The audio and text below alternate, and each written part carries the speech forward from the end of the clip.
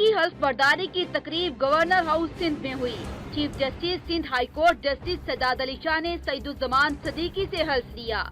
तकरीबी हल्फ बर्दारी में वज़ीर आला सिंध सैयद मुराद अली शाह, सूबाई चीफ सेक्रेटरी, सिंध काबीना के अरकान और दीगर आला शख्सियात ने शिरकत की। हल्फ उठाने के बाद गवर्नर सिंध और वज़ीर आला सिंध के दरमियान मुलाकात भी हुई, जिसमें कराची ऑपरेशन समेत मुख्तलिफ अमूर पर तबादला ख्याल किया गया। मुराद अली शाह ने उन्हें गवर्नर का ओहदा संभालने पर मुबारकबाद पेश की।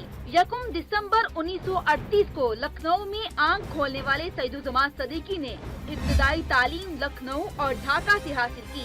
1954 में पाकिस्तान हिजरत की और जामिया कराची से वकालत का इम्तहान पास किया। 1980 में सिंध हाई कोर्ट के जज मुकर्रर हुए और 1990 में chief justice Sindh high court बने। फिर 9 साल बाद चीफ जस्टिस सुप्रीम कोर्ट के ओहदे पर फाइज हुए। सईदुज्जमान सदीकी ने 2008 में नून लीग के टिकट पर सदारती इलेक्शन में आसिफ जरदारी से मुकाबला भी किया था।